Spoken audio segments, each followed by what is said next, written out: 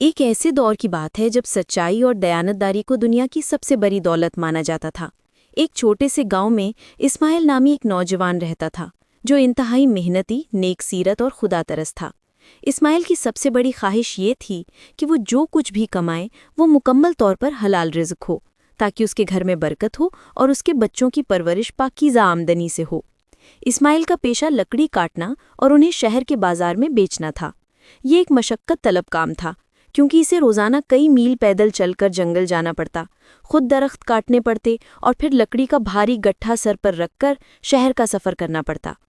اس کی آمدنی کم تھی مگر برکت بہت تھی۔ ایک دن اسماعیل کی بیوی نے اس سے پریشانی سے کہا، اسماعیل، محنت اتنی زیادہ ہے اور ہمارے پاس صرف ایک وقت کی روٹی کا انتظام ہو پاتا ہے۔ شہر میں دیکھو، لوگ کتنی آسانی سے معمولی جھوٹ بول کر یا کم محنت کر کے زیادہ کما لیتے ہیں۔ آپ کیوں کوئی اور آسان کام نہیں کر لیتے؟ اسماعیل مسکرا دیا اور بولا، بیگم، میرا رب حلال کمانے والوں کے ساتھ ہے۔ میں جانتا ہوں کہ دنیا کا سارا مال و دولت صرف خدا کے ہاتھ میں ہے، اور وہ اس کے لیے دیتا ہے جو کوشش کرتا ہے، اور جو شخص حلال کی کوشش کرتا ہے اللہ اس کی کوشش کو کبھی رائیگاں نہیں جانے دیتا۔ میرا ایمان ہے کہ حلال رزق دیر سے آتا ہے مگر دل کو سکون اور گھر کو برکت دیتا ہے۔ سخت محنت کے باوجود اسماعیل کی مالی حالت خراب ہوتی گئی۔ ایک دن جب وہ جنگل میں لکڑی کاٹ رہا تھا تو اس کی ملاقات شہر کے ایک مشہور تاجر قاسم سے ہوئی۔ قاسم ایک چالاک اور لالچی شخص تھا جو آسانی سے زیادہ کمانے پر یقین رکھتا تھا۔ قاسم نے اسماعیل کی محنت اور سادگی کو دیکھ کر اس کا مذاق اڑایا۔ اسماعیل، تم آج بھی اتنی مشقت کر رہے ہو، میرے ساتھ کام کیوں نہیں کرتے؟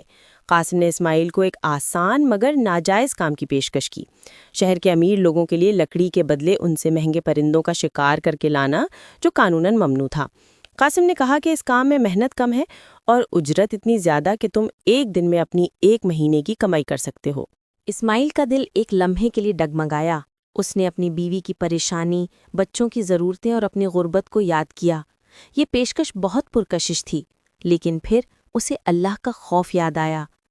قاسم بھائی، اسماعیل نے مضبوطی سے جواب دیا، مجھے معاف کرنا، میرا رزق مجھے میرا اللہ دے گا، مگر میں ایسی کمائی نہیں کر سکتا جس میں کسی کے حق کا نقصان ہو یا جو میرے ضمیر کو داغدار کرے۔ مجھے زیادہ نہیں، صرف حلال چاہیے، چاہے وہ کم ہو۔ قاسم ہنسا اور بولا، نادان، تم اپنی غربت کو ایمان کا نام دے رہے ہو؟ اور وہ وہاں سے چلا گیا۔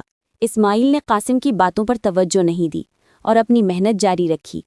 ایک دن جنگل میں لکڑیاں کاٹتے ہوئے وہ ایک بہت ہی گھنے اور پرانے درخت کے پاس پہنچا۔ یہ درخت عام درختوں سے بہت مختلف تھا اور اسماعیل نے اسے پہلے کبھی نہیں دیکھا تھا۔ جیسے ہی اس نے اپنی کلہاڑی درخت پر چلائی، اسے محسوس ہوا کہ کلہاڑی لکڑی سے نہیں بلکہ کسی سخت دھات سے ٹکرائی ہے۔ اسماعیل نے مزید کھدائی کی تو پتہ چلا کہ درخت کی تنے کے اندر ایک چھوٹا سا خفیہ خزانہ چھپا ہوا ہے۔ یہ ایک قدیم صندوق تھا جو مٹی میں دبا ہوا تھا اور اس میں بہت سے قیمتی سکے اور جواہرات بھرے ہوئے تھے۔ اسماعیل نے فوراً اس خزانے کو اپنے قبضے میں نہیں لیا۔ اس نے سوچا کہ یہ خزانہ ضرور کسی پرانے امیر شخص کا ہوگا اور اس پر میرا کوئی حق نہیں، لیکن چاروں طرف کوئی آبادی نہیں تھی اور نہ کوئی اس کا مالک تھا۔ اس کے دل نے گواہی دی کہ یہ رزق اللہ نے اس کی محنت اور دیانتداری کے بدلے میں اسے عطا کیا ہے۔ اسماعیل نے وہ خزانہ نہایت احتیاط سے لیا اور شہر کے سب سے بزرگ اور قابل اعتبار قاضی کے پاس گیا۔ اس نے قاضی کو سارا واقعہ سنایا اور کہا کہ اگر اس خزانے کا کوئی وارث ہو تو اسے دے دیا جائے، اور اگر کوئی نہ ملے تو پھر وہ اسے قبول کرے گا۔ قاضی صاحب اسماعیل کی اس دیانتداری پر حیران رہ گئے۔ اتنی بڑی دولت پا کر بھی کوئی شخص اسے واپس کرنے آ سکتا ہے؟ قاضی نے تمام شہر میں اعلان کروایا مگر کوئی وارث سامنے نہیں آیا۔ آخر کار قاضی نے فیصلہ سنایا، اسماعیل، تمہاری دیانتداری، حلال رزق کی تلاش اور صبر نے اس خزانے کو تمہارے لیے حلال کر دیا ہے۔ یہ خزانہ تمہاری محنت اور نیت کی سچائی کا انعام ہے۔ اللہ سبحانہ و تعالی نے تمہاری غربت کو تمہاری ایمان کے سامنے جھکا دیا ہے۔ اسماعیل نے وہ خزانہ قبول کیا اور اپنی حلال آمدنی سے ایک چھوٹا کاروبار شروع کیا۔ وہ اپنے گاؤں اور ارد گرد کے غریبوں کی بھی مدد کرتا تھا۔ اس کے گھر میں پہلے سے زیادہ برکت اور سکون آ گیا۔ ایک دن اسماعیل نے شہر کے بازار میں تاجر قاسم کو دیکھا جو بدحال اور پریشان نظر آ رہا تھا۔ قاسم کا ناجائز کاروبار چوری اور دھوکہ دھڑی کی وجہ سے تباہ ہو چکا تھا۔ قاسم نے اسماعیل کی خوشحالی دیکھ کر شرمندگی سے سر جھکا لیا اور بولا، اسماعیل، میں نے تمہاری محنت پر ہنسا تھا، مگر آج مجھے احساس ہوا کہ حلال کی کمائی سے زیادہ طاقتور اور پائیدار کوئی چیز نہیں ہے۔ تمہارا اللہ کا وعدہ سچا نکلا۔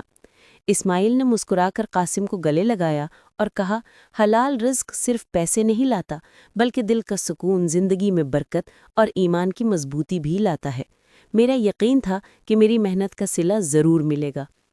اسماعیل کی یہ کہانی آنے والی نسلوں کے لیے ایک مثال بن گئی کہ رزق کا وعدہ اللہ نے کیا ہے، اور جو شخص ایمان اور حلال کی لگن سے اس کی تلاش کرتا ہے تو اللہ زمین کے اندر سے بھی اس کے لیے رزق نکال دیتا ہے۔